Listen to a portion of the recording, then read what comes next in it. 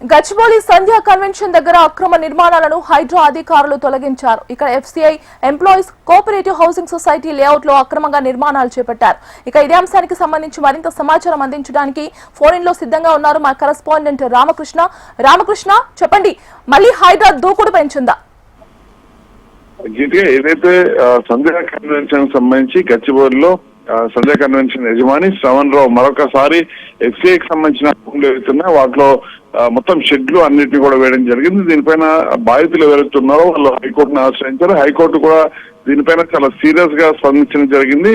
మొత్తం ఏవైతే అక్రమ కట్టడాలు చేపట్టడం జరిగిందో వాటన్నింటినీ కూడా తొలగించాలంటూ కూడా హైడ్రాని ఆదేశించడం జరిగింది. వాస్తవానికి 2 నెలల కిందటే ఎస్సీఏ స్థలంలో మొత్తం 20 ఎకరాల భూమి ఇది. ఇక్కడ 162 ప్లాట్స్ ఉంటే ఇందులో కొంత భాగం వరకు కూడా శ్రవణ్ రావుకి సంబంధించి కొంత భూమి ఉంది. అయితే ఈ భూమితో పాటు పక్కనే ఉన్న ఎస్సీఐ భూములు ఏవైతే ఉన్నాయో దానిపైన యజమానులు ఎవరు కూడా ఇటువైపు రాకపోవడంతో నెమ్మదిగా మొత్తం ఈ స్థలం మొత్తాన్ని కూడా ఆక్రమించుకునే ప్రయత్నాన్ని శ్రవణ్ రావు చేశారు. ఆ తర్వాత బాధితులంతా కూడా తమ ల్యాండ్ చూసుకునేందుకు వచ్చిన సమయంలో మొత్తం ల్యాండ్ మొత్తం కూడా ఈయన చేతిలో ఉంది. ఎవరిని కూడా లోపలికి రానిచ్చే పరిస్థితి లేకపోవడంతో ఇటు హైడ్రాని బాధితులు ఆశ్రయించడం జరిగింది. దీంతో హైడ్రా ఒకసారి వచ్చి మొత్తం కూడా చూసుకున్న తర్వాత వాటిని కూల్చివేయడం జరిగింది. కూల్చివేసిన తర్వాత మరొకసారి శ్రవణ్ రావు కొన్ని నెలలు కామ్గా ఉన్నా కూడా మరొకసారి ఈ ఏవైతే ల్యాండ్స్ ఉన్నాయో ఆ ల్యాండ్స్ లోని యజమానులు ఎవరైతే ఉన్నారో వాళ్ళపైన దాడి చేసి అక్కడ ఉన్న ఒక మహిళ పైన దాడి చేయడం జరిగింది యజమాని పైన.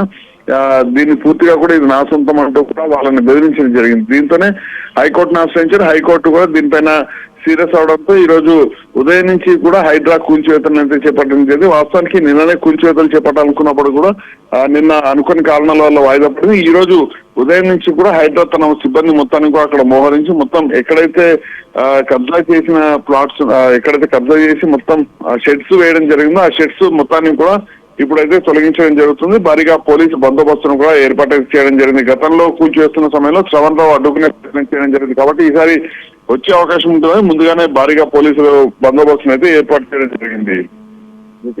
అసలు హైడ్రాకి ప్రభుత్వం ఏ ఆదేశాలు జారీ చేసింది? మొన్నటి వరకు సైలెంట్ గా ఉన్న హైడ్రా మళ్ళీ దూకుడు పెంచడంలో కారణం ఏమై ఉండొచ్చు?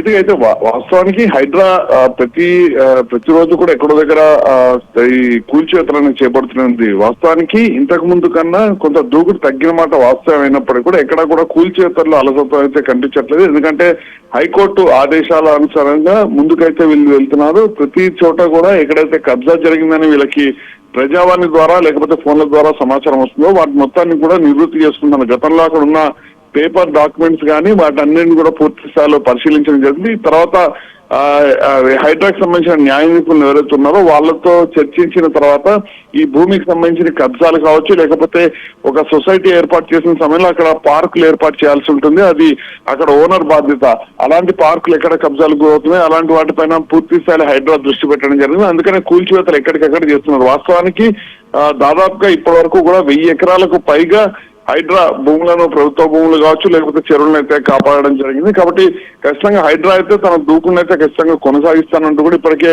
చాలా స్పష్టంగా పేర్కొనడం జరిగింది. పరిస్థితులను బట్టి తాము ముందుకు వెళ్తామంటూ కూడా హైడ్రా కమిషనర్ రంగనాథ్ కూడా ఇప్పటికే చాలా స్పష్టంగా చెప్పారు. గిట్టిగా రైట్, థ్యాంక్ యూ.